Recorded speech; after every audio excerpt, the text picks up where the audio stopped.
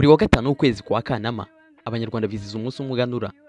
Abakuze bavuga ko kwizihiza umuhango w'umuganura ari ugusigasira umurage w'u Rwanda bitewe n'uko ukubiyemo indangagaciro z'umuco nyarwanda.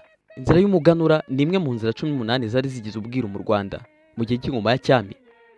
Inzira y'umuganura yakorwagamo imihango buri mwaka yari igamije gufasha Abanyarwanda kweza imyaka myinshi, igihugu kikagira uburumbuke.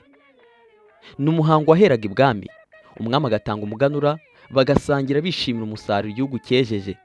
Abari bawushinzwe bitwaga abiru.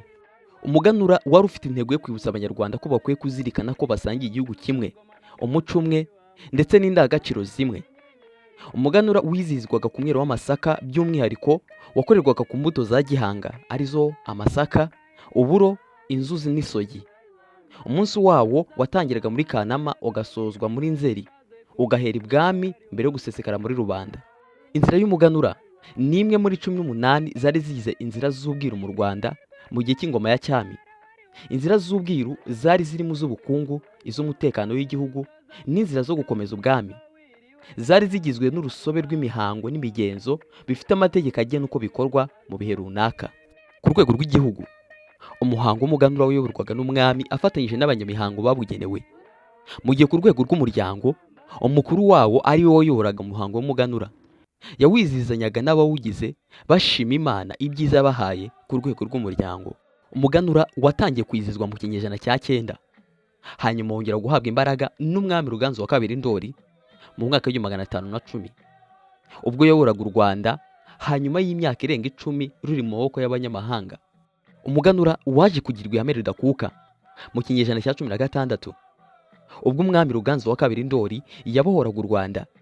Rwari rwarigaruriwe n'abanyamahanga nyuma y'amacakubiri yatumye umwami w'u Rwanda Ndahiro wa II Cyamatare yicwa n'ababisha, n'ingoma yarwo Rwoga ikanyagwa n'abanyamahanga. Cyari ikintu gikomeye bagombaga guhora bazirikana ngo batazongera guteshuka kuri iryo hame shingiro ry'uko bahuje byose, inkomoko imwe, igihugu kimwe, amahame remezo gishingiyeho n'indangagaciro zigize umuco. Umuganura wambuwe agaciro aho abakoloni bageze mu Rwanda. Kubera ko intwaro yabo yari amacakubiri, bihutiye guca umuco nyarwanda wahuzaga Abanyarwanda, bityo baca umuganura wabibuzaga umuco wahuriyeho, ndetse n'umwiru mukuru ushinzwe umuhango w'umuganura Gashamura ka Rukangirashyamba bamucira i Burundi mu mwaka w'1925 ku musozi wa Huro uherereye mu murenge wa Muhondo mu karere ka Gakenke. Uzwi mu mitegurire y'umuganura, niho hategurirwaga umuganura, ndetse Gihanga Ngomijana watangije umuhango w'umuganura yabikomeye ku bari bahatuye.